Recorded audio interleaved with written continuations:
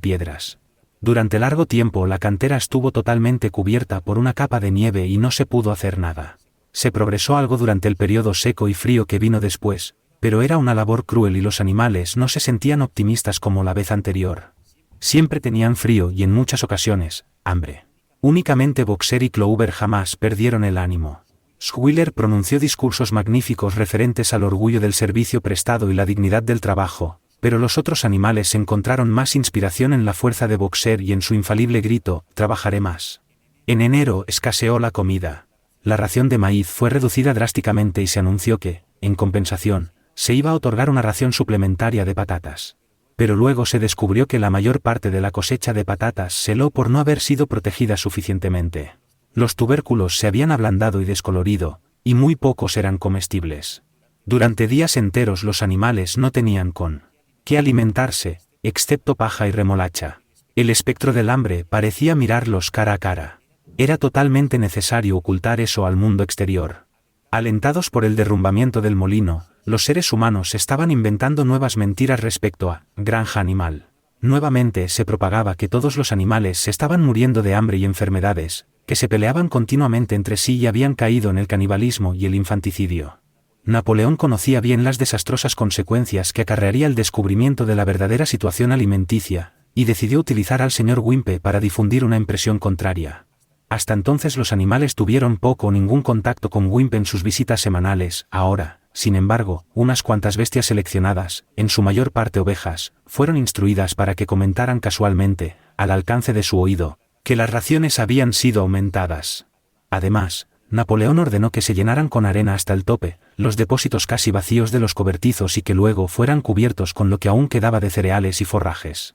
Mediante un pretexto adecuado, Wimpe fue conducido a través de esos cobertizos permitiéndosele echar un vistazo a los depósitos. Se consiguió engañarle y continuó informando al mundo exterior que no había escasez de alimentos en granja animal. Sin embargo, a fines de enero era evidente la necesidad de obtener más cereales de alguna parte. Por aquellos días, Napoleón rara vez se presentaba en público, pasaba todo el tiempo dentro de la casa, cuyas puertas estaban custodiadas por canes de aspecto feroz. Cuando aparecía, era en forma ceremoniosa, con una escolta de 6 perros que lo rodeaban de cerca y gruñían si alguien se aproximaba demasiado. Ya ni se le veía los domingos por la mañana, sino que daba sus órdenes por intermedio de algún otro cerdo, que generalmente era Squealer. Un domingo por la mañana, Squealer anunció que las gallinas, que comenzaban a poner nuevamente, debían entregar sus huevos.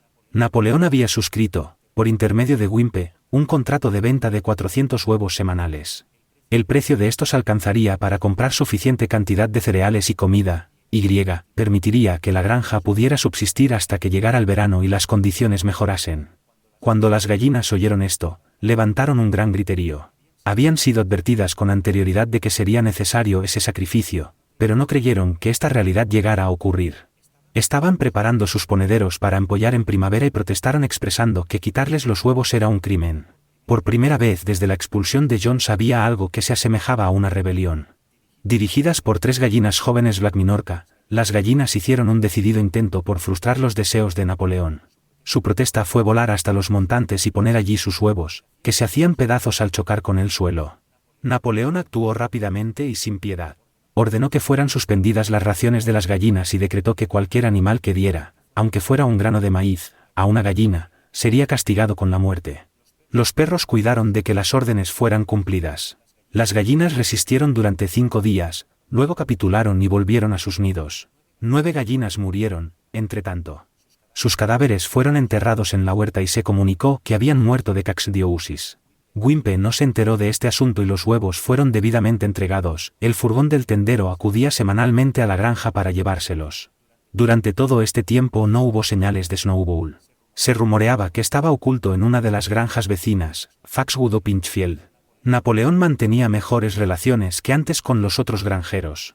Y ocurrió que en el patio había una pila de madera para la construcción, que estaba allí desde hacía 10 años, cuando se taló un bosque de hayas.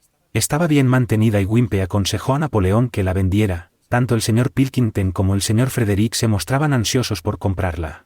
Napoleón estaba indeciso entre los dos, incapaz de adoptar una resolución. Se notó que cuando parecía estar a punto de llegar a un acuerdo con Frederick, se decía que Snowball estaba ocultándose en Foxwood, y cuando se inclinaba hacia Pilkington, se afirmaba que Snowball se encontraba en Pinchfield. Repentinamente, a principios de primavera, se descubrió algo alarmante. Snowball frecuentaba en secreto la granja por las noches. Los animales estaban tan alterados que apenas podían dormir en sus establos. Todas las noches, se decía, él se introducía al amparo de la oscuridad y hacía toda clase de daños. Robaba el maíz, volcaba los cubos de leche, rompía los huevos, pisoteaba los semilleros, roía la corteza de los árboles frutales. Cuando algo andaba mal se hizo habitual atribuírselo siempre a Snowball. Si se rompía una ventana o se obstruía un desagüe, era cosa segura que alguien diría que Snowball durante la noche lo había hecho, y cuando se perdió la llave del cobertizo de comestibles, toda la granja estaba convencida de que Snowball la había tirado al pozo. Cosa curiosa, siguieron creyendo esto aún después de encontrarse la llave extraviada debajo de una bolsa de harina. Las vacas declararon unánimemente que Snowball se deslizó dentro de sus establos y las ordeñó mientras dormían. También se dijo que los ratones, que molestaron bastante aquel invierno, estaban en connivencia con Snowball. Napoleón dispuso que se hiciera una amplia investigación de las actividades de Snowball. Con su séquito de perros salió de inspección por los edificios de la granja, siguiéndole los demás animales a prudente distancia. Cada X pasos, Napoleón se paraba y olía el suelo buscando rastros de las pisadas de Snowball, las que, según dijo él, podía reconocer por el olfato. Estuvo olfateando en todos los rincones, en el granero, en el establo de las vacas, en los gallineros, en el huerto de las legumbres y encontró rastros de Snowball por casi todos lados. Pegando el hocico al suelo, husmeaba profundamente varias veces, y exclamaba con terrible voz, «Snowball. Él ha estado aquí. Lo huelo perfectamente», y al oír la palabra, «Snowball», todos los perros dejaban oír unos gruñidos horribles y enseñaban sus colmillos. Los animales estaban completamente asustados. Les parecía que Snowball era una especie de maleficio invisible que infestaba el aire respirable y les amenazaba con toda clase de peligros. Al anochecer, Squealer los reunió a todos, y con el rostro alterado les anunció que tenía noticias serias que comunicarles. «Camaradas», gritó Squealer, dando unos saltitos nerviosos, «se ha descubierto algo terrible. Snowball se ha vendido a Frederick, el de la granja Pinchfield, y en este momento debe de estar conspirando para atacarnos y quitarnos nuestra granja. Snowball hará de guía cuando comience el ataque. Pero hay algo peor aún. Nosotros habíamos creído que la rebelión de Snowball fue motivada simplemente por su vanidad y ambición. Pero estábamos equivocados, camaradas. ¿Sabéis cuál era la verdadera razón? Snowball estaba de acuerdo con Jones desde el mismo comienzo. Fue agente secreto de Jones desde siempre. Esto ha sido comprobado por documentos que dejó abandonados y que ahora hemos descubierto. Para mí esto explica muchas cosas, camaradas. No hemos visto nosotros mismos cómo él intentó, afortunadamente sin éxito, provocar nuestra derrota y aniquilamiento en la batalla del establo de las vacas. Los animales quedaron estupefactos. Aquello era una maldad mucho mayor que la destrucción del molino. Pero tardaron varios minutos en comprender su significado. Todos ellos recordaron, o creyeron recordar, cómo habían visto a Snowball encabezando el ataque en la batalla del establo de las vacas, cómo los había reunido y alentado en cada revés, y cómo no vaciló un solo instante, aunque los perdigones de la escopeta de Jones le hirieron en el lomo. Al principio resultó un poco difícil entender cómo todo esto se compaginaba con el hecho de estar él de parte de Jones. Hasta Boxer, que rara vez hacía preguntas, estaba perplejo.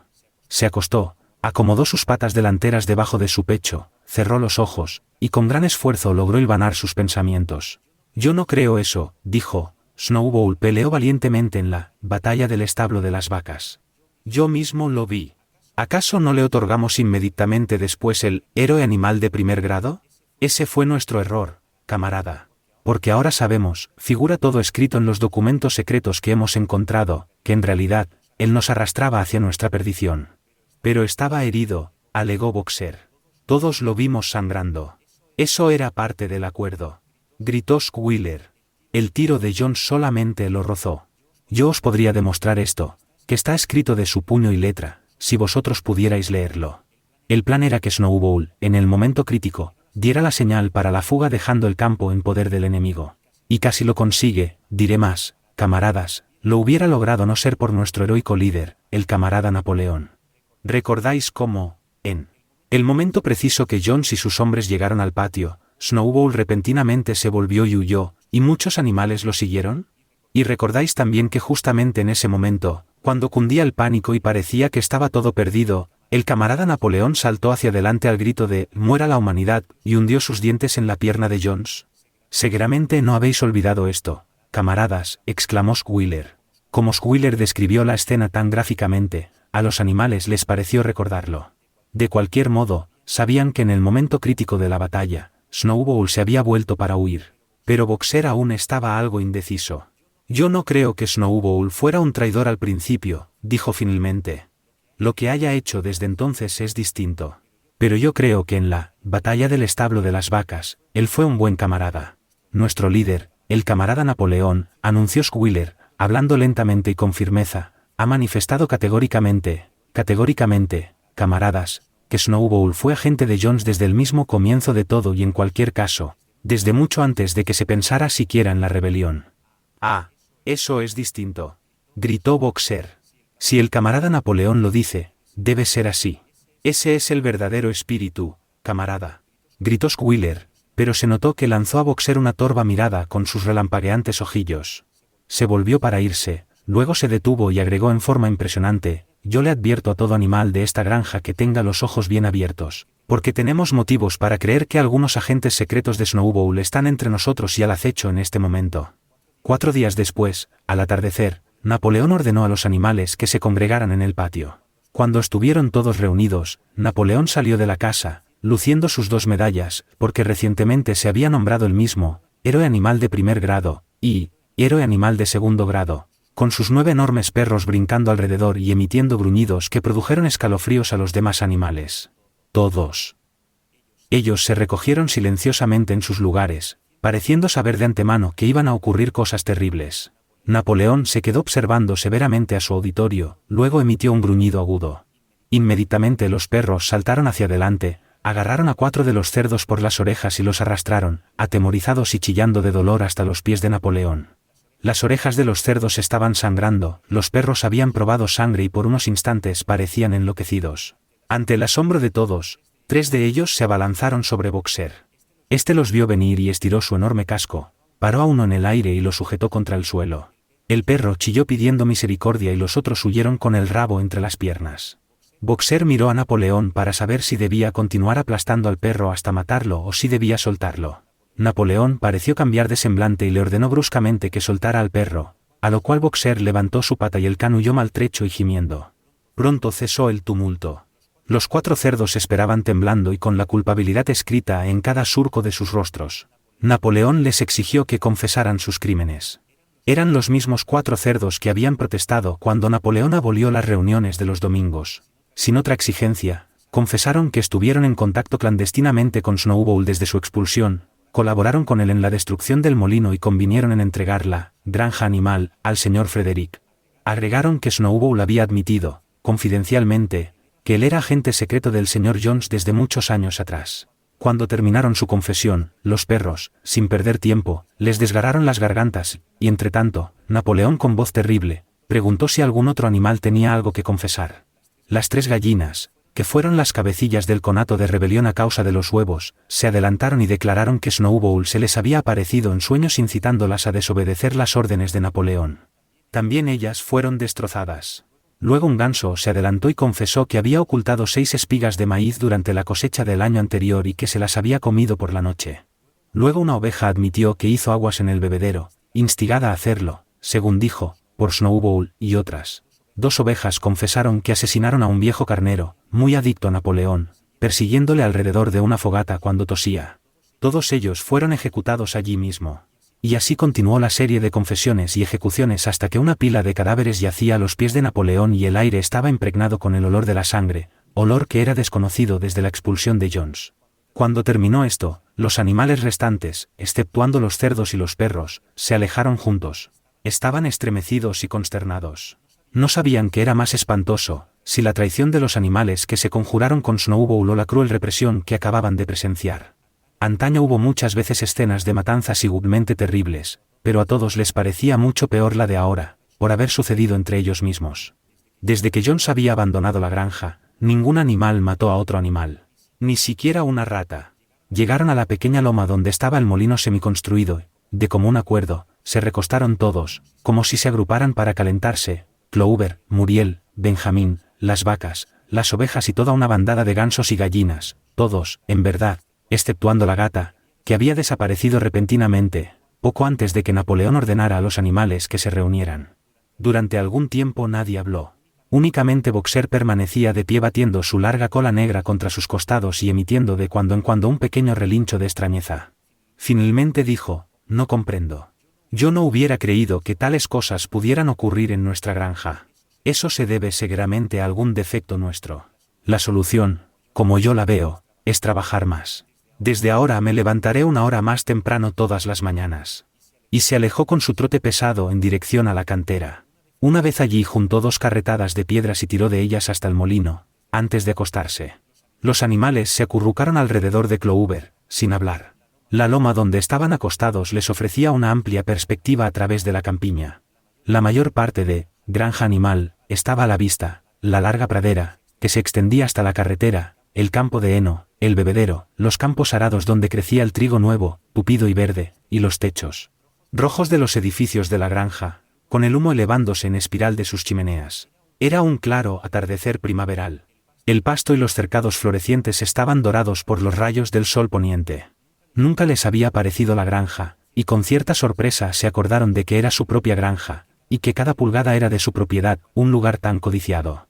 Mientras Clover miraba ladera abajo, se le llenaron los ojos de lágrimas.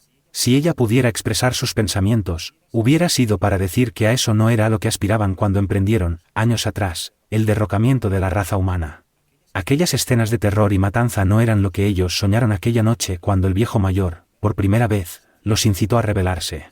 Si ella misma hubiera concebido un cuadro del futuro, sería el de una sociedad de animales liberados del hambre y del látigo, todos iguales, cada uno trabajando de acuerdo con su capacidad, el fuerte protegiendo al débil, como ella protegiera con su pata delantera a aquellos patitos perdidos la noche del discurso de Mayor.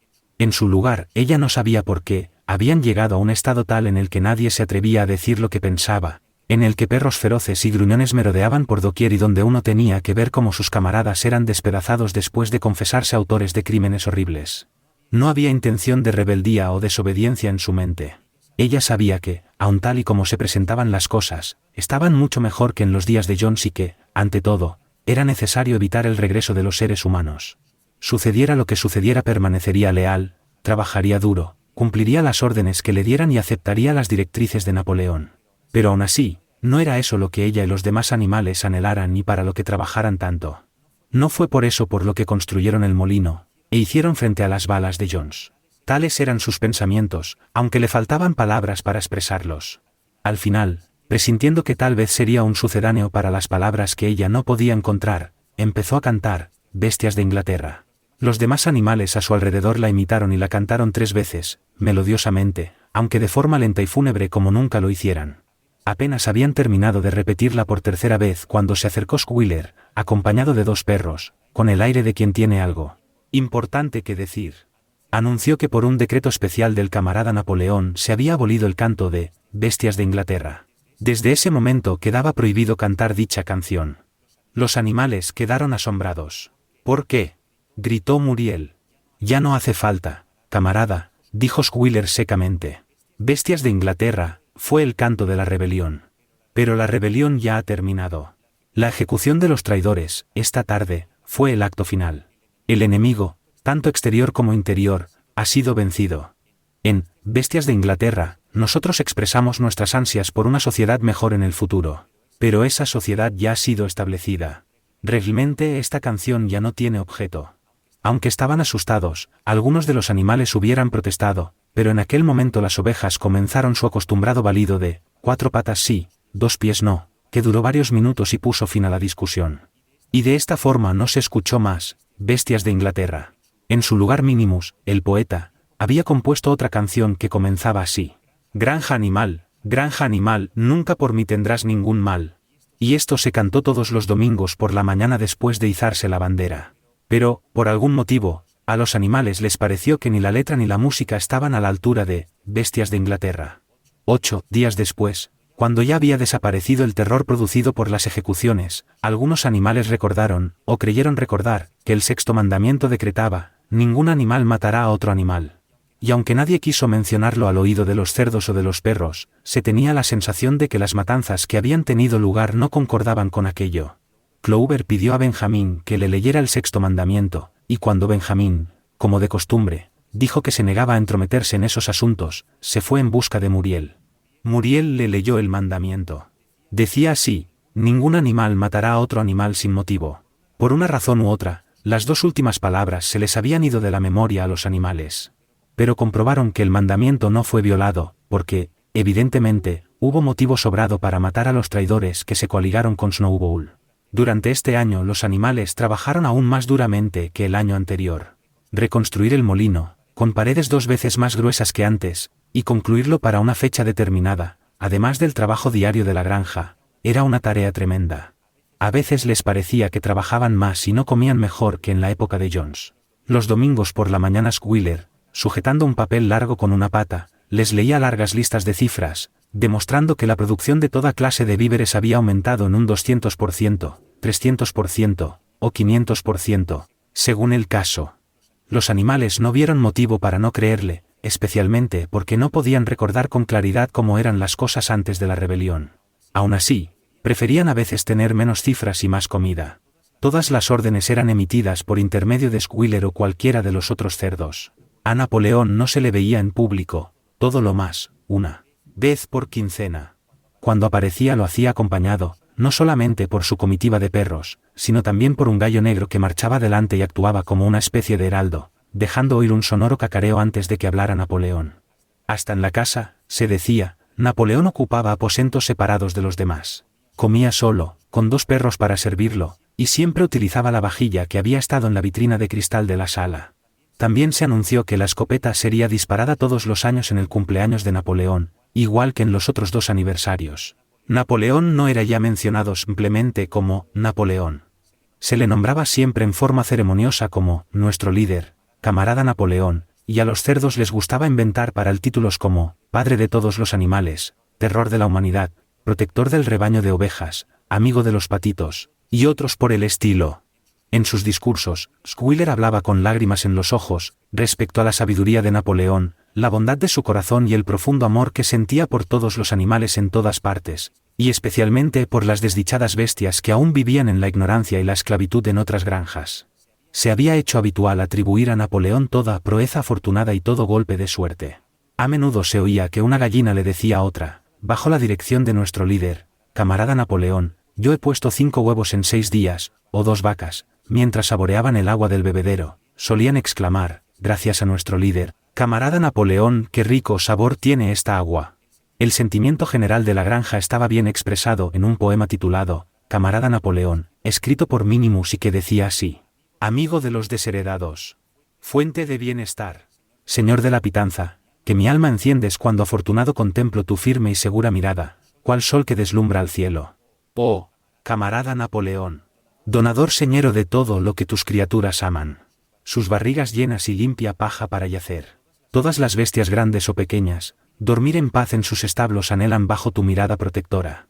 Oh, camarada Napoleón, el hijo que la suerte me enviare antes de crecer y hacerse grande y desde chiquito y tierno cachorrillo aprenderá primero a serte fiel devoto y seguro estoy de que este será su primer chillido. Oh, camarada Napoleón. Napoleón aprobó este poema y lo hizo inscribir en la pared del granero principal, en el extremo opuesto a los 7 mandamientos. Sobre el mismo, había un retrato de Napoleón, de perfil, pintado por Squealer con pintura blanca. Mientras tanto, por intermedio de Wimpe, Napoleón estaba ocupado en complicadas negociaciones con Frederick y Pilkington. La pila de madera aún estaba sin vender. De los 2, Frederick era el que estaba más ansioso por obtenerla, pero no quería ofrecer un precio razonable. Al mismo tiempo corrían rumores insistentes de que Frederick y sus hombres estaban conspirando para atacar Granja Animal y destruir el molino, cuya construcción había provocado una envidia furiosa en él. Se sabía que Snowball aún estaba al acecho en la granja Pinchfield. A mediados del verano los animales se alarmaron al oír que 3 gallinas confesaron haber tramado, inspiradas por Snowball, un complot para asesinar a Napoleón. Fueron ejecutadas inmediatamente y se tomaron nuevas precauciones para la seguridad del líder.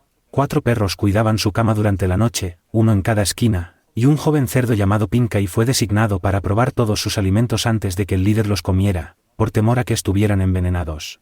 Más o menos en esa época, se divulgó que Napoleón había convenido en vender la pila de madera al señor Pilkington. También había de celebrarse un convenio formal para el intercambio de ciertos productos entre Granja Animal y Foxwood.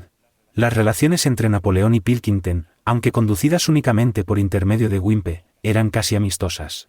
Los animales desconfiaban de Pilkington, como ser humano, pero preferían mucho más a él que a Frederick, a quien temían y odiaban al mismo tiempo.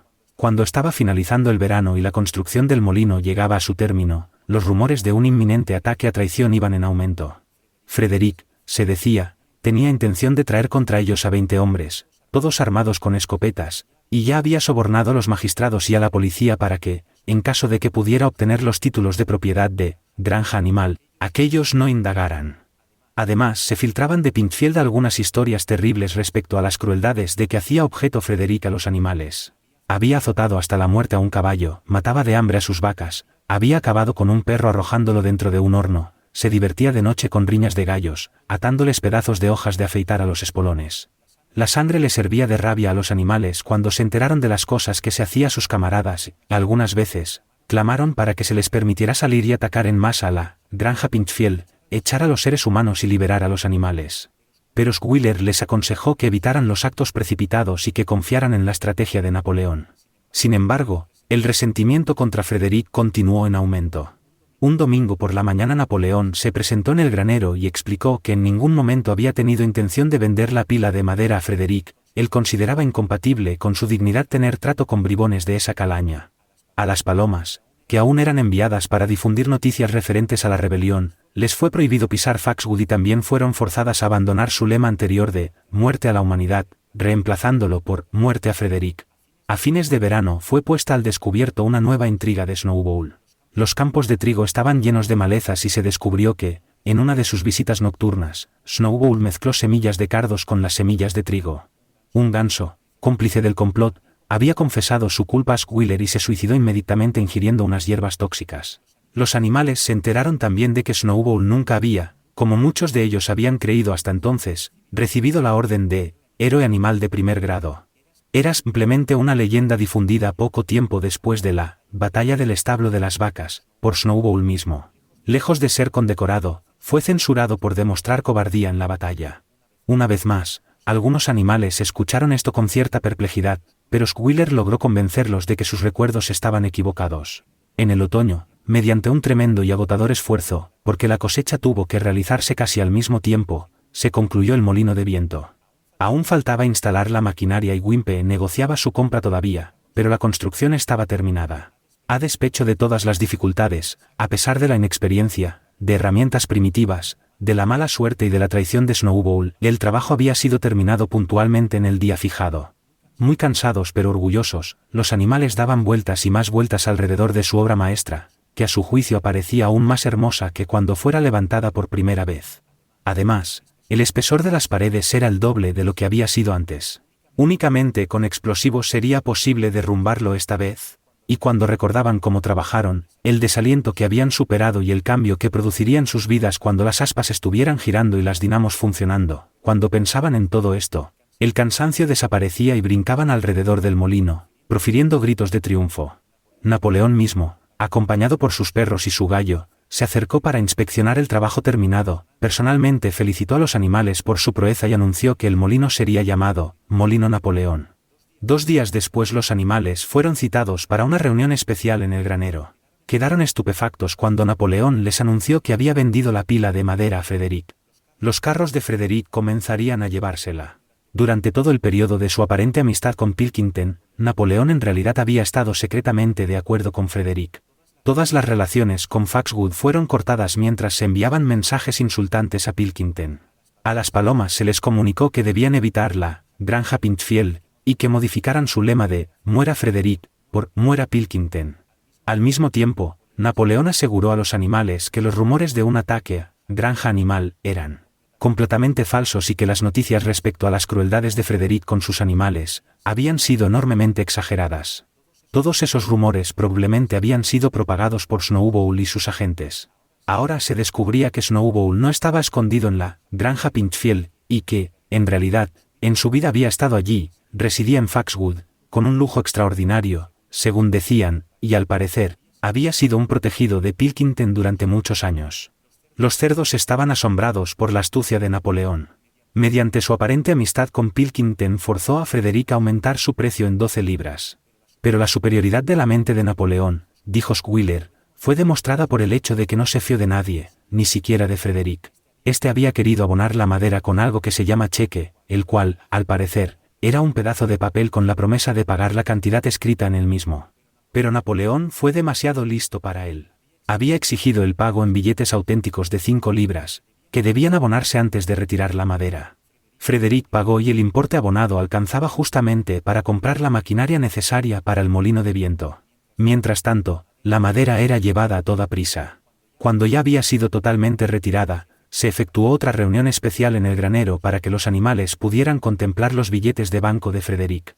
Sonriendo beatíficamente y luciendo sus 2 condecoraciones, Napoleón reposaba en su lecho de paja sobre la plataforma, con el dinero al lado suyo, apilado con esmero sobre un plato de porcelana de la cocina. Los animales desfilaron lentamente a su lado y lo contemplaron hasta el hartazgo. Boxer estiró la nariz para oler los billetes y los delgados papeles se movieron y crujieron ante su aliento. 3 días después se registró un terrible alboroto. Wimpe, extremadamente pálido, llegó a toda velocidad montado en su bicicleta, la tiró al suelo al llegar al patio y entró corriendo. Enseguida se oyó un sordo rugido de rabia desde el aposento de Napoleón. La noticia de lo ocurrido se difundió por la granja como la pólvora. Los billetes de banco eran falsos. Frederick había conseguido la madera gratis. Napoleón reunió inmediatamente a todos los animales y con terrible voz decretó sentencia de muerte para Frederick. Cuando fuera capturado, dijo, Frederick debía ser escaldado vivo. Al mismo tiempo les advirtió que después de ese acto traicionero, debía esperarse lo peor. Frederick y su gente podrían lanzar su tan largamente esperado ataque en cualquier momento. Se apostaron centinelas en todas las vías de acceso a la granja. Además, se enviaron 4 palomas a Foxwood con un mensaje conciliatorio, con el que se esperaba poder restablecer las buenas relaciones con Pilkington. A la mañana siguiente se produjo el ataque. Los animales estaban tomando el desayuno cuando los vigías entraron corriendo con el anuncio de que Frederick y sus huestes ya habían pasado el portón de acceso. Los animales salieron audazmente para combatir, pero esta vez no alcanzaron la victoria fácil que obtuvieran en la batalla del establo de las vacas. Había 15 hombres, con media docena de escopetas, y abrieron fuego tan pronto como llegaron a 50 metros de los animales.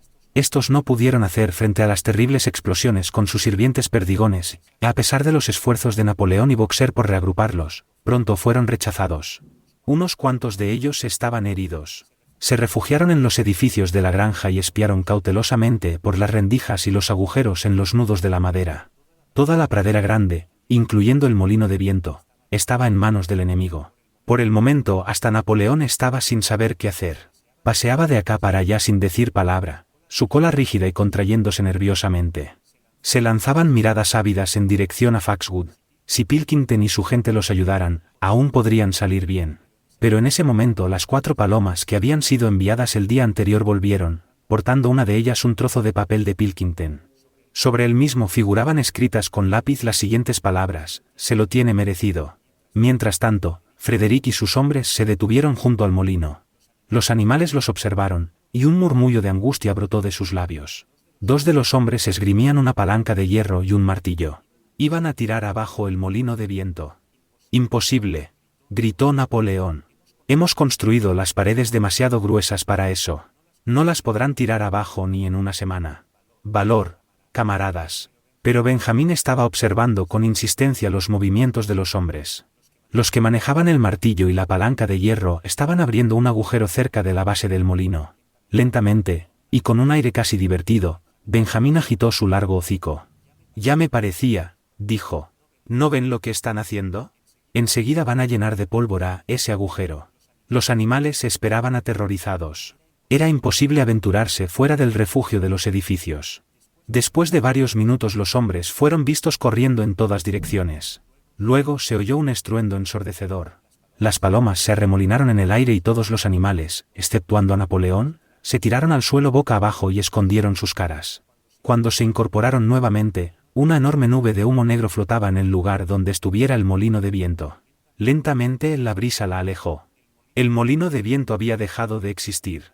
Al ver esta escena los animales recuperaron su coraje. El miedo y la desesperación que sintieron momentos antes fueron ahogados por su ira contra tan vil y abominable acto. Lanzaron un potente griterío clamando venganza, y sin esperar otra orden, atacaron en masa y se abalanzaron sobre el enemigo. Esta vez no prestaron atención a los crueles perdigones que pasaban sobre sus cabezas como granizo. Fue una batalla enconada y salvaje. Los hombres hicieron fuego una y otra vez, y cuando los animales llegaron a la lucha cuerpo a cuerpo, los azotaron con sus palos y sus pesadas botas. Una vaca, 3 ovejas y 2 gansos murieron, y casi todos estaban heridos. Hasta Napoleón, que dirigía las operaciones desde la retaguardia, fue herido en la punta de la cola por un perdigón. Pero los hombres tampoco salieron ilesos. 3 de ellos tenían la cabeza rota por las patadas de Boxer, otro fue corneado en el vientre por una vaca, a uno casi le arrancan los pantalones entre Jesse y Bluebell. Y cuando los 9 perros guardaespaldas de Napoleón, a quienes se le había ordenado que dieran un rodeo por detrás del cercado, aparecieron repentinamente por el flanco ladrando ferozmente, el pánico se apoderó de los hombres quienes vieron el peligro que corrían de ser rodeados. Frederick gritó a sus hombres que escaparan mientras aún les fuera posible, y enseguida el enemigo huyó acobardado y a toda velocidad.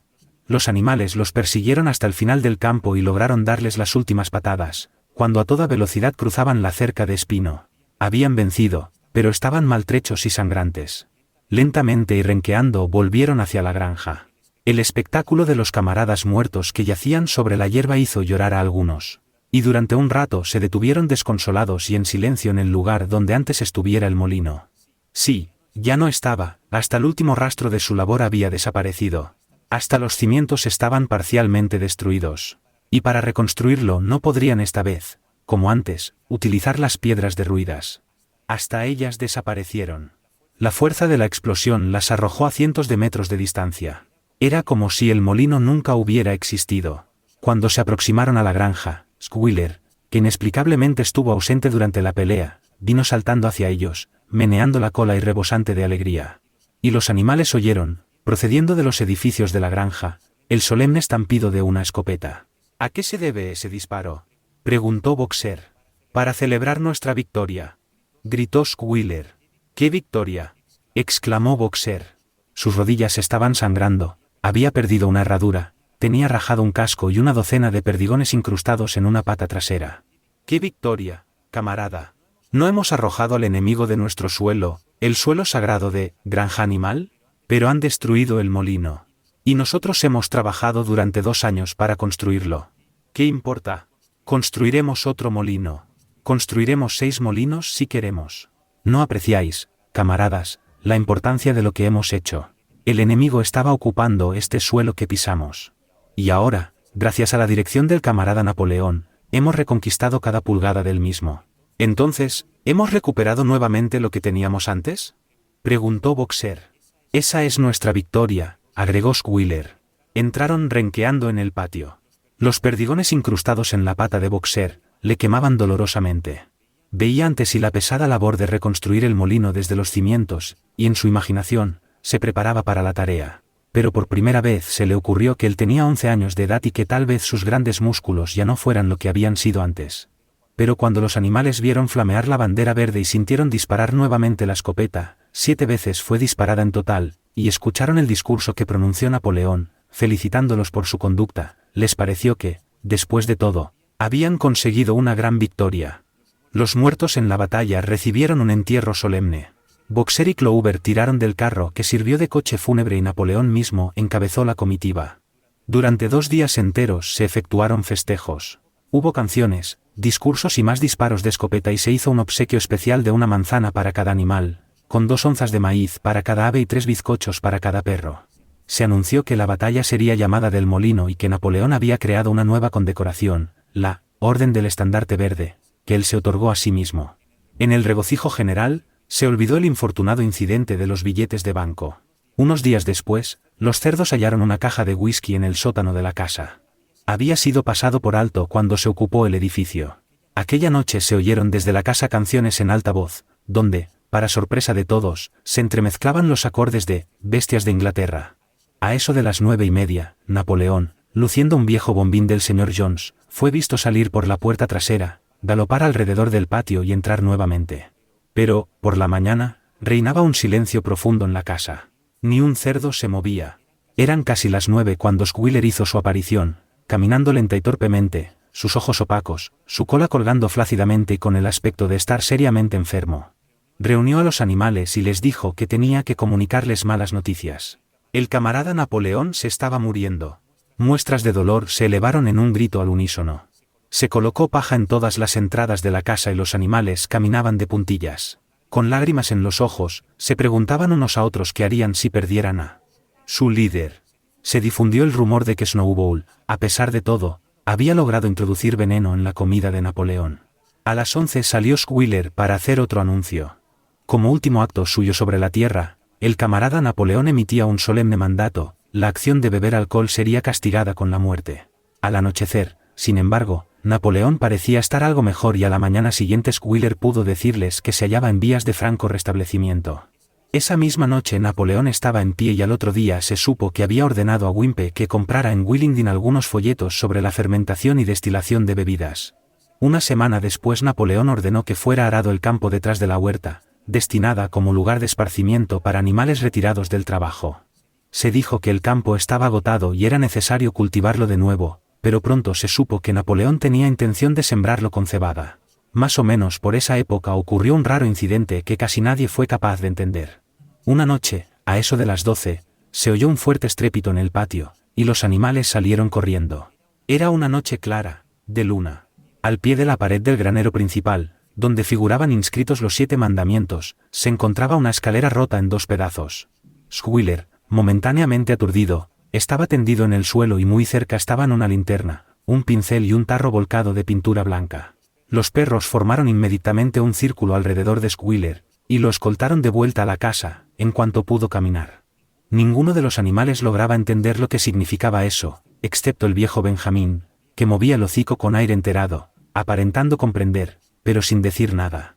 Pasados unos cuantos días, cuando Muriel estaba leyendo los 7 mandamientos, notó que había otro que los animales recordaban malamente. Ellos creían que el 5.º mandamiento decía: ningún animal beberá alcohol, pero pasaron por alto 2 palabras. Ahora el mandamiento indicaba: ningún animal beberá alcohol en exceso. 9. El casco partido de Boxer tardó mucho en curar. Habían comenzado la reconstrucción del molino al día siguiente de terminarse los festejos de la victoria. Boxer se negó a tomar ni siquiera un día de asueto, e hizo cuestión de honor el no dejar ver que estaba dolorido. Por las noches le admitía reservadamente a Clover que el casco le molestaba mucho. Clover lo curaba con emplastos de hierbas que preparaba mascándolas, y tanto ella como Benjamín pedían a Boxer que trabajara menos. Los pulmones de un caballo no son eternos, le decía ella. Pero Boxer no le hacía caso. Solo le quedaba, dijo, una verdadera ambición: ver el molino bien adelantado antes de llegar a la edad de retirarse. Al principio, cuando se formularon las leyes de granja animal, se fijaron las siguientes edades para jubilarse: caballos y cerdos a los 12 años, vacas a los 14, perros a los 9, ovejas a los 7 y las gallinas y los gansos a los 5. Se establecieron pensiones generosas para la vejez. Hasta entonces ningún animal se había retirado, pero últimamente la discusión del asunto fue en aumento. Ahora que el campito de detrás de la huerta se había destinado para la cebada, circulaba el rumor de que alambrarían un rincón de la pradera larga, convirtiéndolo en campo donde pastarían los animales jubilados. Para caballos, se decía, la pensión sería de 5 libras de maíz por día y en invierno 15 libras de heno, con una zanahoria o posiblemente una manzana los días de fiesta. Boxer iba a cumplir los 12 años a fines del verano del año siguiente. Mientras tanto, la vida seguía siendo dura. El invierno era tan frío como el anterior, y la comida aún más escasa. Nuevamente fueron reducidas todas las raciones, exceptuando las de los cerdos y las de los perros. Una igualdad demasiado rígida en las raciones, explicó Squealer, sería contraria a los principios del animalismo. De cualquier manera no tuvo dificultad en demostrar a los demás que, en realidad, no estaban faltos de comida, cualesquiera que fueran las apariencias. Ciertamente, fue necesario hacer un reajuste de las raciones. Squealer siempre mencionaba esto como reajuste, nunca como reducción, pero comparado con los tiempos de Jones, la mejoría era enorme. Leyéndoles las cifras con voz chillona y rápida, les demostró detalladamente que contaban con más avena, más heno, y más nabos de los que tenían en los tiempos de Jones, que trabajaban menos horas, que el agua que bebían era de mejor calidad, que vivían más años, que una mayor proporción de criaturas sobrevivía a la infancia y que tenían más paja en sus pesebres y menos pulgas. Los animales creyeron todo lo que dijo. En verdad, Jones, y lo que él representaba, casi se había borrado de sus memorias. Ellos sabían que la vida era dura y áspera, que muchas veces tenían hambre y frío, y generalmente estaban trabajando cuando no dormían. Pero, sin duda alguna, peor había sido en los viejos tiempos. Sentíanse contentos de creerlo así. Además, en aquellos días fueron esclavos y ahora eran libres, y eso representaba mucha diferencia, como Squealer nunca se olvidaba de señalarles. Había muchas bocas más que alimentar. En el otoño las 4 cerdas tuvieron crías simultáneamente, amamantando, entre todas, 31 cochinillos. Los jóvenes cerdos eran manchados, y como Napoleón era el único berraco en la granja, no fue difícil adivinar su origen paterno. Se anunció que más adelante, cuando se compraran ladrillos y maderas, se construiría una escuela en el jardín. Mientras tanto, los lechones fueron educados por Napoleón mismo en la cocina de la casa. Hacían su gimnasia en el jardín, y se les disuadía de jugar con los otros animales jóvenes. En esa época, también se implantó la regla de que cuando un cerdo y cualquier otro animal se encontraran en el camino, el segundo debía hacerse a un lado, y asimismo que los cerdos, de cualquier categoría, iban a tener el privilegio de adornarse con cintas verdes en la cola, los domingos. La granja tuvo un año bastante próspero, pero aún andaban escasos de dinero. Faltaban por adquirir los ladrillos, la arena y el cemento necesarios para la escuela e iba a ser preciso ahorrar nuevamente para la maquinaria del molino. Se requería, además, petróleo para las lámparas, y velas para la casa, azúcar para la mesa de Napoleón. Prohibió esto a los otros cerdos, basándose en que los hacía engordar, y todos los enseres corrientes, como herramientas, clavos, hilos, carbón, alambre, hierros y bizcochos para los perros. Una parva de heno y parte de la cosecha de patatas fueron vendidas, y el contrato de venta de huevos se aumentó a 600 por semana, de manera que aquel año las gallinas apenas empollaron suficientes pollitos para mantener las cifras al mismo nivel. Las raciones, rebajadas en diciembre, fueron disminuidas nuevamente en febrero, y se prohibieron las linternas en los pesebres para economizar petróleo. Pero los cerdos parecían estar bastante a gusto, y en realidad, aumentaban de peso. Una tarde, a fines de febrero, un tibio y apetitoso aroma, como jamás habían percibido los animales, llegó al patio, transportado por la brisa y procedente de la casita donde se elaboraba cerveza en los tiempos de Jones, casa que se encontraba más allá de la cocina. Alguien dijo que era el olor de la cebada hirviendo. Los animales husmearon hambrientos y se preguntaron si se les estaba preparando un pienso caliente para la cena. Pero no apareció ningún pienso caliente, y el domingo siguiente se anunció que desde ese momento toda la cebada sería reservada para los cerdos. El campo detrás de la huerta ya había sido sembrado con cebada. Y pronto se supo que todos los cerdos recibían una ración de una pinta de cerveza por día, y medio galón para el mismo Napoleón, que siempre se le servía en la sopera del juego guardado en la vitrina de cristal. Pero si bien no faltaban penurias que aguantar, en parte estaban compensadas por el hecho de que la vida tenía mayor dignidad que antes. Había más canciones, más discursos, más desfiles. Napoleón ordenó que una vez por semana se hiciera algo denominado demostración espontánea, cuyo objeto era celebrar las luchas y triunfos de la granja animal.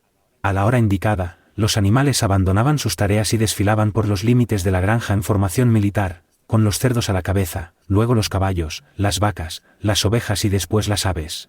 Los perros marchaban a los lados y a la cabeza de todos, el gallo negro de Napoleón. Boxer y Clover llevaban siempre una bandera verde marcada con el asta en la pezuña y el lema «Viva el camarada Napoleón». Luego venían recitales de poemas compuestos en honor de Napoleón y un discurso de Squealer dando detalles de los últimos aumentos en la producción de alimentos, y en algunas ocasiones se disparaba un tiro de escopeta. Las ovejas eran las más aficionadas a las demostraciones espontáneas, y si alguien se quejaba, como lo hacían a veces algunos animales, cuando no había cerdos ni perros, alegando que se perdía tiempo y se aguantaba un largo plantón a la intemperie, las ovejas lo acallaban infaliblemente con un estentóreo: 4 patas sí, 2 pies no. Pero, a la larga, a los animales les gustaban esas celebraciones. Resultaba satisfactorio el recuerdo de que, después de todo, ellos eran realmente sus propios amos y que todo el trabajo que efectuaban era en beneficio común.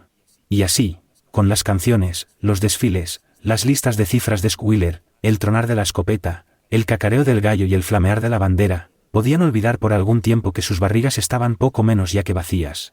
En abril, Granja Animal fue proclamada república, y se hizo necesario elegir un presidente.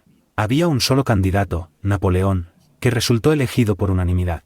El mismo día se reveló que se descubrieron nuevos documentos dando más detalles referentes a la complicidad de Snowball con Jones. Según ellos, parecía que Snowball no solo trató de hacer perder la batalla del establo de las vacas, mediante una estratagema, como habían supuesto los animales, sino que estuvo peleando abiertamente a favor de Jones. En realidad, fue él quien dirigió las fuerzas humanas y arremetió en la batalla con las palabras «¡Viva la humanidad!». Las heridas sobre el lomo de Snowball, que varios animales aún recordaban haber visto, fueron infligidas por los dientes de Napoleón. A mediados del verano, Moses, el cuervo, reapareció repentinamente en la granja, tras una ausencia de varios años. No había cambiado nada, continuaba sin hacer trabajo alguno y se expresaba igual que siempre respecto al Monte Azúcar. Solía posarse sobre un poste, batía sus negras alas y hablaba durante horas a cualquiera que quisiera escucharlo. Allá arriba, camaradas, decía, señalando solemnemente el cielo con su pico largo, allá arriba, exactamente detrás de esa nube oscura que ustedes pueden ver, allí está situado Monte Azúcar, esa tierra feliz donde nosotros, pobres animales, descansaremos para siempre de nuestras fatigas. Sostenía haber estado allí en uno de sus vuelos a gran altura, y haber visto los campos perennes de trébol y las tartas de semilla de lino y los terrones de azúcar creciendo en los cercados. Muchos de los animales le creían. Actualmente, razonaban ellos, sus vidas no eran más que hambre y trabajo, ¿no resultaba, entonces, correcto y justo que existiera un mundo mejor en alguna parte? Una cosa difícil de determinar, era la actitud de los cerdos hacia Moses. Todos ellos declaraban desdeñosamente que sus cuentos respecto a Monte Azúcar eran mentiras, y sin embargo, le permitían permanecer en la granja, sin trabajar, con una pequeña ración de cerveza por día. Después de habérsele curado el casco, Boxer trabajó más que nunca. Ciertamente, todos los animales trabajaron como esclavos aquel año. Aparte de las faenas corrientes de la granja y la reconstrucción del molino, estaba la escuela para los cerditos, que se comenzó en marzo. A veces, las largas horas de trabajo con insuficiente comida eran difíciles de aguantar, pero Boxer nunca vaciló. En nada de lo que él decía o hacía se exteriorizaba señal alguna de que su fuerza ya no fuese la de antes. Únicamente su aspecto estaba un poco cambiado. Su pelaje era menos brillante y sus ancas parecían haberse contraído. Los demás decían que Boxer se restablecería cuando apareciera el pasto de primavera, pero llegó la primavera y Boxer no engordó. A veces, en la ladera que llevaba hacia la cima de la cantera, cuando esforzaba sus músculos tensos por el peso de alguna piedra enorme, parecía que nada lo mantenía en pie excepto su voluntad de continuar. En estos momentos se adivinaba que sus labios pronunciaban las palabras, «trabajaré más fuerte», porque voz no le quedaba. Nuevamente Clover y Benjamín le advirtieron que cuidara su salud, pero Boxer no prestó atención. Su 12º cumpleaños se aproximaba. No le importaba lo que sucediera, con tal que se hubiera acumulado una buena cantidad de piedra antes que él se jubilara. Un día de verano, al anochecer, se difundió rápidamente por la granja el rumor de que algo le había sucedido a Boxer. Se había ido solo para arrastrar un montón de piedras hasta el molino. Y, en efecto, el rumor era cierto. Unos minutos después 2 palomas llegaron a todo volar con la noticia: Boxer se ha caído. Está tendido de costado y no se puede levantar. Aproximadamente la mitad de los animales de la granja salieron corriendo hacia la loma donde estaba el molino. Allí yacía Boxer, entre las varas del carro, el pescuezo estirado, sin poder levantar la cabeza. Tenía los ojos vidriosos y sus flancos estaban cubiertos de sudor. Un hilillo de sangre le salía por la boca. Clover cayó de rodillas a su lado. «Boxer», gritó, «¿cómo estás?» «Es mi pulmón», dijo Boxer con voz débil. «No importa. Yo creo que podrán terminar el molino sin mí. Hay una buena cantidad de piedra acumulada. De cualquier manera solo me quedaba un mes más». A decir verdad, estaba esperando la jubilación. Y como también Benjamín se está poniendo viejo, tal vez le permitan retirarse al mismo tiempo, y así me hacía compañía. «Debemos obtener ayuda inmediatamente», reclamó Clover. «Que corra alguien a comunicarle a Squealer lo que ha sucedido». Todos los animales corrieron inmediatamente hacia la casa para darle la noticia a Squealer.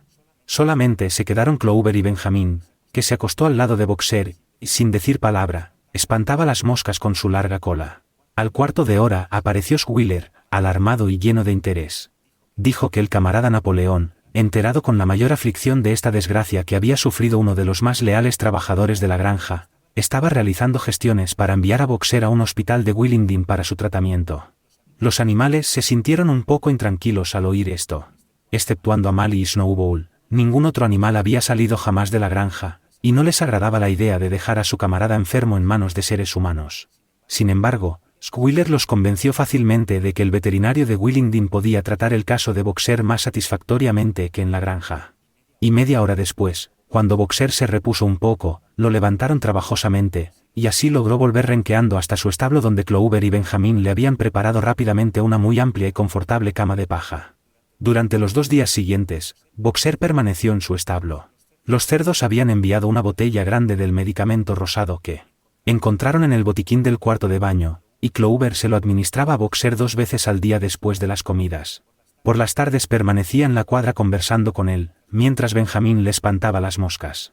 Boxer manifestó que no lamentaba lo que había pasado. Si se reponía, podría vivir unos 3 años más, y pensaba en los días apacibles que pasaría en el rincón de la pradera grande. Sería la primera vez que tendría tiempo libre para estudiar y perfeccionarse. Tenía intención, dijo, de dedicar el resto de su vida a aprender las 22 letras restantes del abecedario. Sin embargo, Benjamín y Clover solo podían estar con Boxer después de las horas de trabajo, y a mediodía llegó un furgón para llevárselo. Los animales estaban trabajando bajo la supervisión de un cerdo, eliminando la maleza de los nabos, cuando fueron sorprendidos al ver a Benjamín venir a galope desde la casa, rebuznando con todas sus fuerzas. Nunca habían visto a Benjamín tan excitado, en verdad, era la primera vez que alguien lo veía galopar. «Pronto, pronto», gritó. «Vengan enseguida. Se están llevando a Boxer». Sin esperar órdenes del cerdo, los animales abandonaron el trabajo y corrieron hacia los edificios de la granja. Efectivamente, en el patio había un gran furgón cerrado, con letreros en los costados, tirado por 2 caballos, y un hombre de aspecto ladino tocado con un bombín aplastado en el asiento del conductor. La cuadra de Boxer estaba vacía. Los animales se agolparon junto al carro. «Adiós, Boxer», gritaron a coro. «Adiós. Idiotas. Idiotas», exclamó Benjamín saltando alrededor de ellos y pateando el suelo con sus cascos menudos. «Idiotas. ¿No veis lo que está escrito en los letreros de ese furgón?». Aquello apaciguó a los animales y se hizo el silencio. Muriel comenzó a deletrear las palabras. Pero Benjamín la empujó a un lado y en medio de un silencio sepulcral leyó: «Alfredo Simmons, matarife de caballos y fabricante de cola, Willingdon. Comerciante en cueros y harina de huesos. Se suministran perreras». ¿No entienden lo que significa eso? Lo llevan al descuartizador. Los animales lanzaron un grito de horror. En ese momento el conductor fustigó a los caballos y el furgón salió del patio a un trote ligero. Todos los animales lo siguieron, gritando. Clover se adelantó. El furgón comenzó a tomar velocidad. Clover intentó galopar, pero sus pesadas patas solo alcanzaron el medio galope. «Boxer», gritó ella. «Boxer. Boxer». En ese momento, como si hubiera oído el alboroto, la cara de Boxer, con la franja blanca en el hocico, apareció por la ventanilla trasera del carro. «Boxer», gritó Clover con terrible voz. «Boxer. Sal de ahí. Sal pronto. Te llevan hacia la muerte». Todos los animales se pusieron a gritar: «Sal de ahí, Boxer, sal de ahí», pero el furgón ya había tomado velocidad y se alejaba de ellos. No se supo si Boxer entendió lo que dijo Clover. Pero un instante después, su cara desapareció de la ventanilla y se sintió el ruido de un patear de cascos dentro del furgón. Estaba tratando de abrirse camino a patadas. En otros tiempos, unas cuantas coces de los cascos de Boxer hubieran hecho trizas el furgón. Pero, desgraciadamente, su fuerza lo había abandonado, y al poco tiempo el ruido de cascos se hizo más débil y se extinguió. En su desesperación los animales comenzaron a apelar a los 2 caballos que tiraban del furgón para que se detuvieran. «Camaradas, camaradas», gritaron. «No llevéis a vuestro propio hermano hacia la muerte». Pero las estúpidas bestias, demasiado ignorantes para darse cuenta de lo que ocurría, echaron atrás las orejas y aceleraron el trote. La cara de Boxer no volvió a aparecer por la ventanilla. Era demasiado tarde cuando a alguien se le ocurrió adelantarse para cerrar el portón. En un instante el furgón salió y desapareció por el camino. Boxer no fue visto más. 3 días después se anunció que había muerto en el hospital de Willingdon, no obstante recibió toda la atención que se podía dispensar a un caballo. Squealer anunció la noticia a los demás. Él había estado presente, dijo, durante las últimas horas de Boxer. «Fue la escena más conmovedora que jamás haya visto», expresó Squealer, levantando la pata para enjugar una lágrima. «Estuve al lado de su cama hasta el último instante, y al final, casi demasiado débil para hablar, me susurró que su único pesar era morir antes de haberse terminado el molino». «Adelante, camaradas», murmuró. «Adelante en nombre de la rebelión. Viva, granja animal. Viva el camarada Napoleón. Napoleón siempre tiene razón». Esas fueron sus últimas palabras, camaradas. Aquí el porte de Squealer cambió repentinamente. Permaneció callado un instante, y sus ojillos lanzaron miradas de desconfianza de un lado a otro antes de continuar. Había llegado a su conocimiento, dijo, que un rumor disparatado y malicioso circuló cuando se llevaron a Boxer. Algunos animales notaron que el furgón que trasladó a Boxer llevaba la inscripción, Matarife de caballos, y sacaron precipitadamente la conclusión de que ese era en realidad el destino de Boxer. Resultaba casi increíble, dijo Squealer, que un animal pudiera ser tan estúpido. Seguramente, gritó indignado, agitando la cola y saltando de lado a lado, seguramente ellos conocían a su querido líder, camarada Napoleón, mejor que nadie. Pero la explicación, en verdad, era muy sencilla. El furgón fue anteriormente propiedad del descuartizador y había sido comprado por el veterinario, que aún no había borrado el nombre anterior. Así fue como nació el error. Los animales quedaron muy aliviados al escuchar esto. Y cuando Squealer continuó dándoles más detalles gráficos del lecho de muerte de Boxer, la admirable atención que recibió y las costosas medicinas que abonara Napoleón sin fijarse en el precio, sus últimas dudas desaparecieron y el pesar que sintieran por la muerte de su camarada fue mitigado por la idea de que, al menos, había muerto feliz. Napoleón mismo apareció en la reunión del domingo siguiente y pronunció una breve oración fúnebre a la memoria de Boxer. No era posible traer de vuelta los restos de su llorado camarada para ser enterrados en la granja, pero había ordenado que se confeccionara una gran corona con laurel del jardín de la casa para ser colocada sobre la tumba de Boxer. Y pasados unos días los cerdos pensaban realizar un banquete conmemorativo en su honor. Napoleón finalizó su discurso recordándoles los dos lemas favoritos de Boxer, trabajaré más fuerte, y el camarada Napoleón tiene siempre razón, lemas, dijo, que todo animal haría bien en adoptar para sí mismo. El día fijado para el banquete, el carro de un almacenista vino desde Willingdon y descargó un gran cajón de madera. Esa noche se oyó el ruido de cantos bullangueros, seguidos por algo que parecía una violenta disputa. Y terminó a eso de las 11 con un tremendo estrépito de vidrios rotos. Nadie se movió en la casa antes del mediodía siguiente y se corrió la voz de que los cerdos se habían agenciado dinero para comprar otro cajón de whisky. Pasaron los años. Las estaciones vinieron y se fueron, las cortas vidas de los animales pasaron volando. Llegó una época en que ya no había nadie que recordara los viejos días anteriores a la rebelión, exceptuando a Clover, Benjamín, Moses el Cuervo, y algunos cerdos.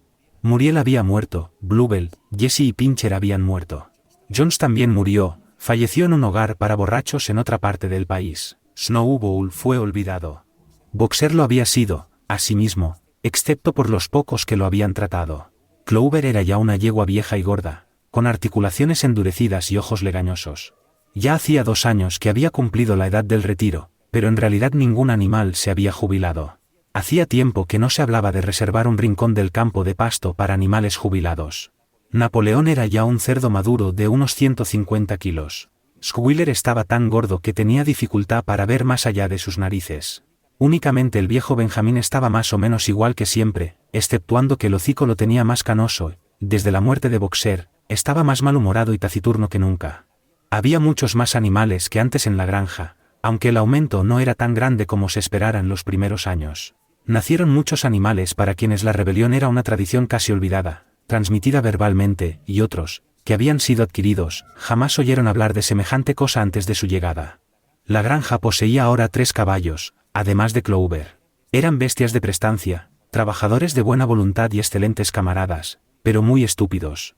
Ninguno de ellos logró aprender el alfabeto más allá de la letra B. Aceptaron todo lo que se les contó respecto a la rebelión y los principios del animalismo. Especialmente por Clover, a quien tenían un respeto casi filial, pero era dudoso que hubieran entendido mucho de lo que se les dijo. La granja estaba más próspera y mejor organizada, hasta había sido ampliada con 2 franjas de terreno compradas al señor Pilkington. El molino quedó terminado al fin, y la granja poseía una trilladora y un elevador de heno propios, agregándose también varios edificios. Wimpe se había comprado un coche. El molino, sin embargo, no fue empleado para producir energía eléctrica. Se utilizó para moler maíz y produjo un saneado beneficio en efectivo. Los animales estaban trabajando mucho en la construcción de otro molino más. Cuando éste estuviera terminado, según se decía, se instalarían las dinamos. Pero los lujos con que Snowball hiciera soñar a los animales, las cuadras con luz eléctrica y agua caliente y fría, y la semana de 3 días, ya no se mencionaban. Napoleón había censurado estas ideas por considerarlas contrarias al espíritu del animalismo. La verdadera felicidad, dijo él, consistía en trabajar mucho y vivir frugalmente. De algún modo parecía como si la granja se hubiera enriquecido sin enriquecer a los animales mismos, exceptuando, naturalmente, los cerdos y los perros. Tal vez eso se debiera en parte al hecho de haber tantos cerdos y tantos perros. No era que estos animales no trabajaran a su manera. Existía, como Squealer nunca se cansaba de explicarles, un sinfín de labores en la supervisión y organización de la granja. Gran parte de este trabajo tenía características tales que los demás animales eran demasiado ignorantes para comprenderlo. Por ejemplo, Squealer les dijo que los cerdos tenían que realizar un esfuerzo enorme todos los días con unas cosas misteriosas llamadas ficheros, informes, actas y ponencias. Se trataba de largas hojas de papel que tenían que ser llenadas totalmente con escritura, y después eran quemadas en el horno. Esto era de suma importancia para el bienestar de la granja, señaló Squealer. Pero de cualquier manera, ni los cerdos ni los perros producían nada comestible mediante su propio trabajo, eran muchos y siempre tenían buen apetito. En cuanto a los otros, su vida, por lo que ellos sabían, era lo que fue siempre. Generalmente tenían hambre, dormían sobre paja, bebían del estanque, trabajaban en el campo, en invierno sufrían los efectos del frío y en verano de las moscas. A veces, los más viejos de entre ellos buscaban en sus turbias memorias y trataban de determinar si en los primeros días de la rebelión, cuando la expulsión de Jones aún era reciente, las cosas fueron mejor o peor que ahora. No alcanzaban a recordar.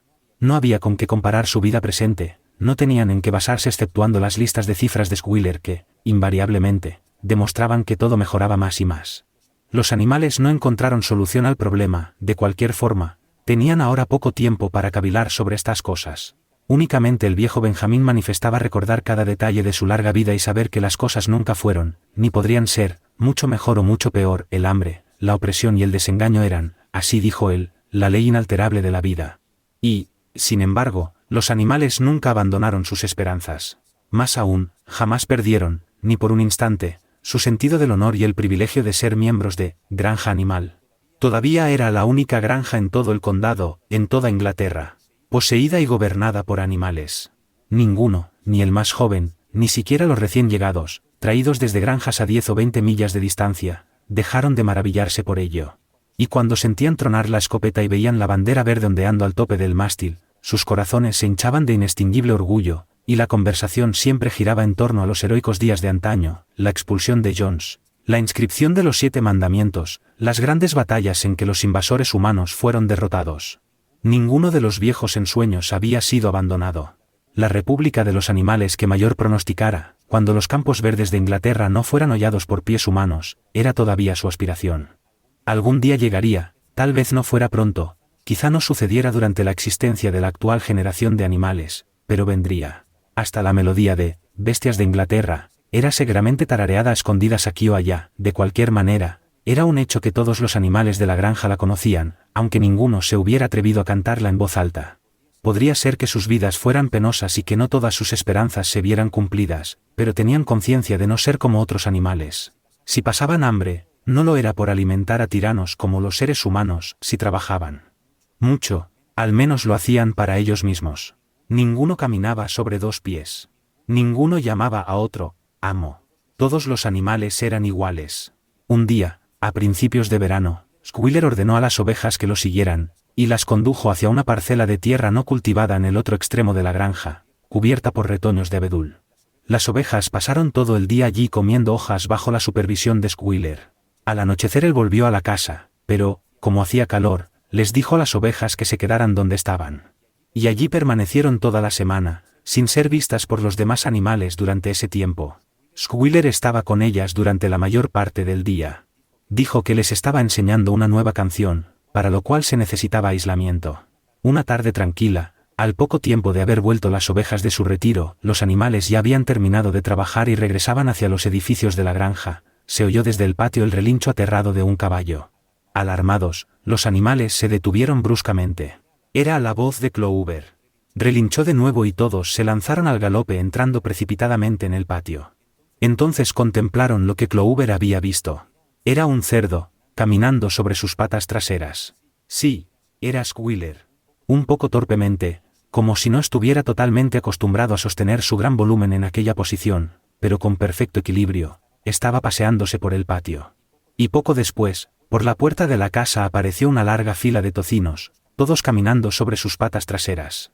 Algunos lo hacían mejor que otros, si bien 1 o 2 andaban un poco inseguros, dando la impresión de que les hubiera agradado el apoyo de un bastón, pero todos ellos dieron con éxito una vuelta completa por el patio.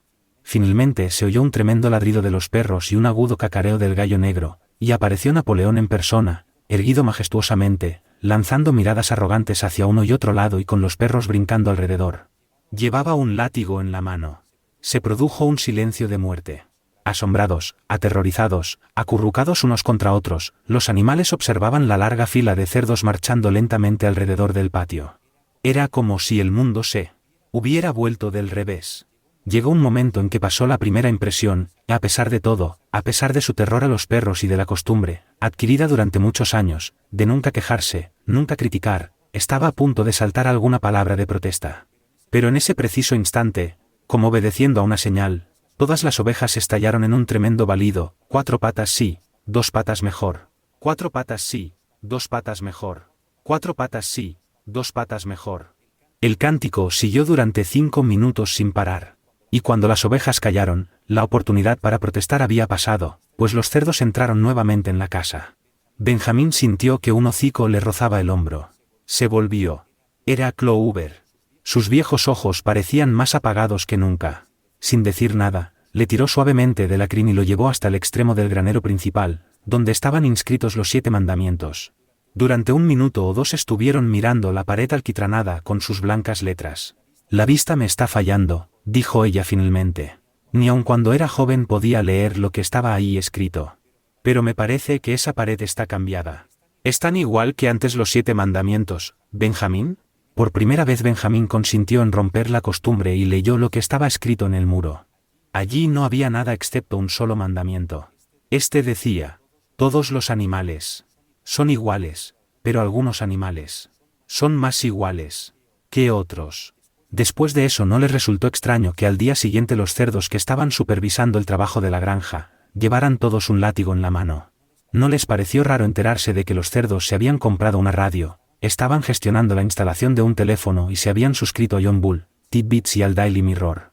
No les resultó extraño cuando vieron a Napoleón paseando por el jardín de la casa con una pipa en la boca, no. Ni siquiera cuando los cerdos sacaron la ropa del señor Jones de los roperos y se la pusieron, Napoleón apareció con una chaqueta negra, pantalones bombachos y polainas de cuero, mientras que su favorita lucía el vestido de seda que la señora Jones acostumbraba a usar los domingos. Una semana después, una tarde, cierto número de coches llegó a la granja. Una delegación de granjeros vecinos había sido invitada para realizar una visita. Recorrieron la granja y expresaron gran admiración por todo lo que vieron, especialmente el molino. Los animales estaban escardando el campo de nabos. Trabajaban casi sin despegar las caras del suelo y sin saber a quién debían temer más, si a los cerdos o a los visitantes humanos. Esa noche se escucharon fuertes carcajadas y canciones desde la casa. El sonido de las voces entremezcladas despertó repentinamente la curiosidad de los animales. ¿Qué podía estar sucediendo allí, ahora que, por primera vez, animales y seres humanos estaban reunidos en igualdad de condiciones? De común acuerdo se arrastraron en el mayor silencio hasta el jardín de la casa. Al llegar a la entrada se detuvieron, medio asustados, pero Clover avanzó resueltamente y los demás la siguieron. Fueron de puntillas hasta la casa, y los animales de mayor estatura espiaron por la ventana del comedor. Allí, alrededor de una larga mesa, estaban sentados media docena de granjeros y media docena de los cerdos más eminentes, ocupando Napoleón el puesto de honor en la cabecera. Los cerdos parecían encontrarse en las sillas completamente a sus anchas. El grupo estaba jugando una partida de naipes, pero la habían suspendido un momento, sin duda para brindar. Una jarra grande estaba pasando de mano en mano y los vasos se llenaban de cerveza una y otra vez. El señor Pilkington, de Foxwood, se puso en pie, con un vaso en la mano. Dentro de un instante, explicó, iba a solicitar un brindis a los presentes. Pero, previamente, se consideraba obligado a decir unas palabras. Era para el motivo de gran satisfacción, dijo, y estaba seguro que para todos los asistentes, comprobar que un largo periodo de desconfianzas y desavenencias llegaba a su fin. Hubo un tiempo, no es que él, o cualquiera de los presentes, compartieran tales sentimientos, pero hubo un tiempo en que los respetables propietarios de la granja animal fueron considerados, él no diría con hostilidad, sino con cierta dosis de recelo por sus vecinos humanos. Se produjeron incidentes desafortunados y eran fáciles los malos entendidos. Se creyó que la existencia de una granja poseída y gobernada por cerdos era en cierto modo normal y que podría tener un efecto perturbador en el vecindario. Demasiados granjeros supusieron, sin la debida información, que en dicha granja prevalecía un espíritu de libertinaje e indisciplina. Habían estado preocupados respecto a las consecuencias que ello acarrearía a sus propios animales o aun sobre sus empleados del género humano. Pero todas estas dudas ya estaban disipadas. Él y sus amigos acababan de visitar Granja Animal y de inspeccionar cada pulgada con sus propios ojos. ¿Y qué habían encontrado? No solamente los métodos más modernos, sino una disciplina y un orden que debían servir de ejemplo para los granjeros de todas partes. Él creía que estaba en lo cierto al decir que los animales inferiores de Granja Animal hacían más trabajo y recibían menos comida que cualquier animal del condado. En verdad, él y sus colegas visitantes observaron muchos detalles que pensaban implantar en sus granjas inmediatamente. Querría terminar mi discurso, dijo, recalcando nuevamente el sentimiento amistoso que subsistía, y que debía subsistir, entre Granja Animal y sus vecinos. Entre los cerdos y los seres humanos no había, y no debería haber, ningún choque de intereses de cualquier clase. Sus esfuerzos y sus dificultades eran idénticos. ¿No era el problema laboral el mismo en todas partes? Aquí pareció que el señor Pilkington se disponía a contar algún chiste preparado de antemano, pero por un instante le dominó la risa, y no pudo articular palabra. Después de un rato de sofocación en cuyo transcurso sus diversas papadas enrojecieron, logró explicarse. Si bien ustedes tienen que lidiar con sus animales inferiores, dijo, nosotros tenemos nuestras clases inferiores. Esta ocurrencia les hizo desternillar de risa, y el señor Pilkington nuevamente felicitó a los cerdos por las escasas raciones, las largas horas de trabajo y la falta de blandenguerías que observara en Granja Animal. Y ahora, dijo finalmente, iba a pedir a los presentes que se pusieran de pie y se cercioraran de que sus vasos estaban llenos. Señores, concluyó el señor Pilkington, señores, les propongo un brindis, por la prosperidad de la Granja Animal. Hubo unos vítores entusiastas y un resonar de pies y patas. Napoleón estaba tan complacido, que dejó su lugar y dio la vuelta a la mesa para chocar su vaso con el del señor Pilkington antes de vaciarlo. Cuando terminó el vitoreo, Napoleón, que permanecía de pie, insinuó que también él tenía que decir algunas palabras. Como en todos sus discursos, Napoleón fue breve y al grano. Él también, dijo, estaba contento de que el período de desavenencias llegara a su fin. Durante mucho tiempo hubo rumores propalados, él tenía motivos fundados para creer que por algún enemigo malévolo, de que existía algo subversivo y hasta revolucionario en sus puntos de vista y los de sus colegas. Se les atribuyó la intención de fomentar la rebelión entre los animales de las granjas vecinas. Nada podía estar más lejos de la verdad. Su único deseo, ahora y en el pasado, era vivir en paz y mantener relaciones normales con sus vecinos. Esta granja que él tenía el honor de controlar, agregó, era una empresa cooperativa. Los títulos de propiedad, que estaban en su poder, pertenecían a todos los cerdos en conjunto. Él no creía, dijo, que aún quedaran rastros de las viejas sospechas, pero se acababan de introducir ciertos cambios en la rutina de la granja que tendrían el efecto de fomentar, aún más, la mutua confianza. Hasta entonces los animales de la granja tenían la costumbre algo tonta de dirigirse unos a otros como camarada. Eso iba a ser suprimido. También existía otra costumbre muy rara, cuyo origen era desconocido, la de desfilar todos los domingos por la mañana ante el cráneo de un cerdo clavado en un poste del jardín. Eso también iba a suprimirse, y el cráneo ya había sido enterrado. Sus visitantes habían observado asimismo la bandera verde que ondeaba al tope del mástil. En ese caso, seguramente notaron que el asta y la pezuña blanca con que estaba marcada anteriormente fueron eliminados. En adelante, sería simplemente una bandera verde. Tenía que hacer una sola crítica del magnífico y amistoso discurso del señor Pilkington. El señor Pilkington hizo referencia en todo momento a Granja Animal. No podía saber, naturalmente, porque él, Napoleón, iba a anunciarlo por primera vez, que el nombre de Granja Animal había sido abolido. Desde ese momento la granja iba a ser conocida como Granja Manor, que era su nombre verdadero y original. Señores, concluyó Napoleón, os voy a proponer el mismo brindis de antes, pero de otra forma. Llenad los vasos hasta el borde. Señores, este es mi brindis, por la prosperidad de la Granja Manor. Se repitió el mismo cordial vitoreo de antes y los vasos fueron vaciados de un trago. Pero a los animales, que desde fuera observaban la escena, les pareció que algo raro estaba ocurriendo. ¿Qué era lo que se había alterado en los rostros de los cerdos? Los viejos y apagados ojos de Clover pasaron rápida y alternativamente de un rostro a otro. Algunos tenían 5 papadas, otros tenían 4, aquellos tenían 3. Pero, ¿qué era lo que parecía desvanecerse y transformarse? Después, finalizados los aplausos, los concurrentes cogieron nuevamente los naipes y continuaron la partida interrumpida, alejándose los animales en silencio. Pero no habían dado 20 pasos cuando se pararon bruscamente. Un enorme alboroto de voces venía desde la casa. Regresaron corriendo y miraron nuevamente por la ventana. Sí, se estaba desarrollando una violenta discusión, gritos, golpes sobre la mesa, miradas penetrantes y desconfiadas, negativas furiosas. El origen del conflicto parecía ser que tanto Napoleón como el señor Pilkington habían descubierto simultáneamente unas de espadas cada uno. 12 voces gritaban enfurecidas, y eran todas iguales. No había duda de la transformación ocurrida en las caras de los cerdos. Los animales asombrados, pasaron su mirada del cerdo al hombre, y del hombre al cerdo, y, nuevamente, del cerdo al hombre, pero ya era imposible distinguir quién era uno y quién era otro.